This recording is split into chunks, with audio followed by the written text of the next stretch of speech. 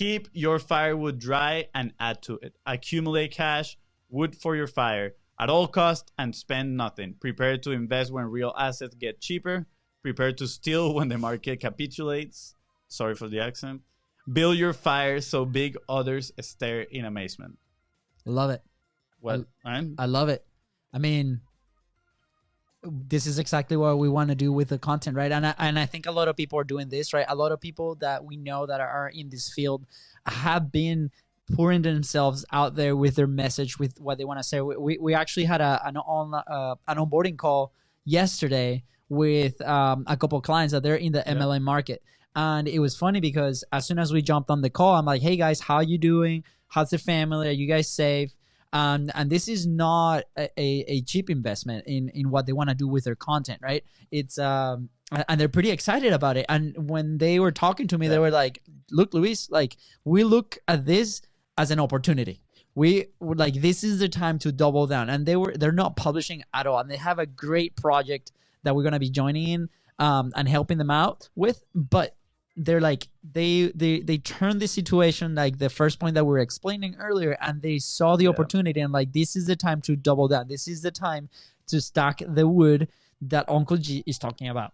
Yeah, I mean, I also see it as, I think this one, my personal view, I think this one is more for not investing on the high income skills that maybe we were talking about, right? Because I'm reading here that he's like prepared to when real assets get cheaper, right? And we know Uncle G, he's all about real estate too, right? And we know, I also read actually about Warren Buffett that when recessions come, he prepares so he can buy a bunch of assets. So when they're on their way up, he can sell them and obviously capitalize on them. So I think from a personal standpoint, I think that's what Uncle G is talking about. But we like to relate everything back to content. Yeah. Look, I mean, look at this, right? How can you create assets with your content? How can you create those assets that later on can create some profit, or you can add them to your program? So one strategy that comes to mind is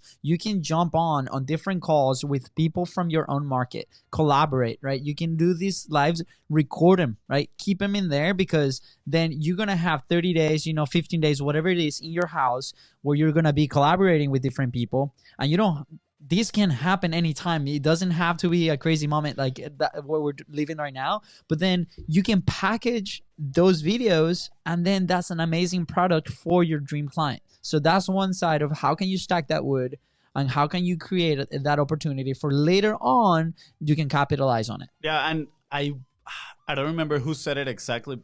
I would like to give credit. I'm sorry. But they mentioned that actually like videos is kind of like the real estate of the internet, right? Yep. You are putting your little mark, and the more you publish, the more space you're occupying in the internet, and the more people are going to be able to find you. Obviously, there's a way to do it. There's is the work smarter, not harder, right? Yeah. But it's about that. So invest right now for us is our time on creating this amount of content so we can capitalize and get more of that real estate of the internet. So when people are looking for repurpose my content, or I have a podcast and I want to, put my message out there for everybody, who's going to show first top of mind awareness? Who is it? The BIZBROS. The BIZBROS.